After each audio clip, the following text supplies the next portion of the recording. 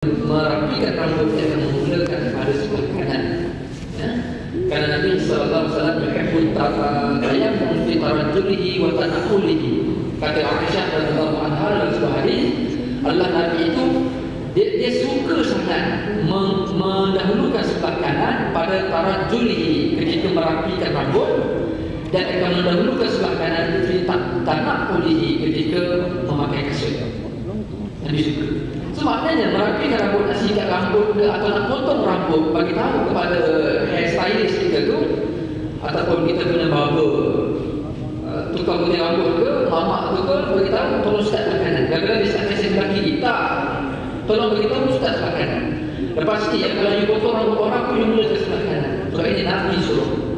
So pahala tu tidak akan dapat terusan mengajar tukang gunting rambut supaya start sebelah kanan. Bukan hanya pada sikat rambut, malah kita potong rambut. Nabi suka mendahulukan sebelah kanan pada bab merapikan rambut dan juga memakai kasut. Itu pada merapikan rambut. Dan kalau kata dia tak panjang Ustaz, boleh tak? Okey, jawapan dia ialah akan kata ada hadis Nabi sallallahu alaihi wasallam yang rambutnya panjang sehingga separas bahu. Dalam Syama'il juga ada dikatakan Nabi SAW rambutnya normal paras keliling macam biasa ni, tapi ada ketika panjangnya iaitu mencapai kepada bahu Nabi SAW. Dan kalau terbuka kepada Syama'il Muhammadiyah bahawa Nabi SAW kalau rambut panjang, dia sesekali tidak akan membiarkan rambutnya terbuka. Begitu mesti ada benda di kepala, sama ada kain yang berbentuk kopiah ataupun serban ataupun topi besi. Jadi siapa nak panjang, pastikan ada besi yang depan.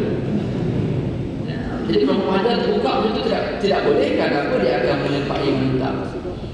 Ya, dan jangan melepasi bahu pula. Jadi tidak ada alasan yang buat panjang sampai pinggang.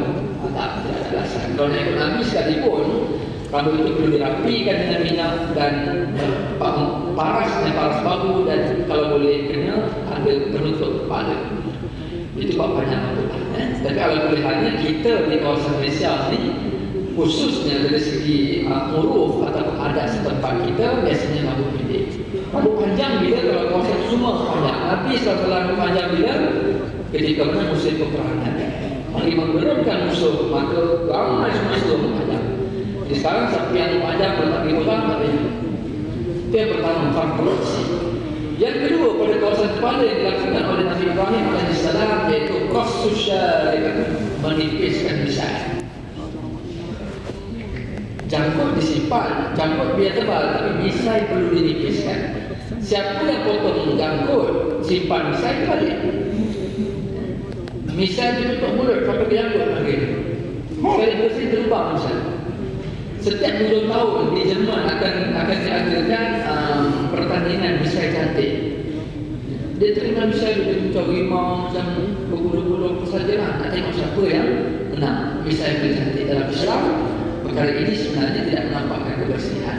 Kerana tujuan bulu-bulu yang ada di kawasan muka atau badan ini fungsinya sebagai filter. Bagaimana dia akan melapis segala kotoran debu yang masuk ke kawasan-kawasan sensitif.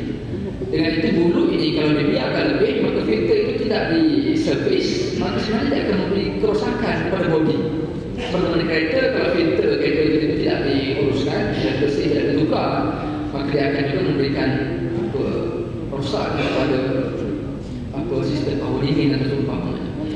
Untuk sekalian, misai itu dinipiskan, malah sehingga kan boleh hukum kita seolah-olahnya kalau minum atau makan dengan misai juga akan masuk ke mulut, maka kita takuti kita akan makan benda yang kotor sekali. Barang ini tidak najis, yang ada itu debu, bukan kain.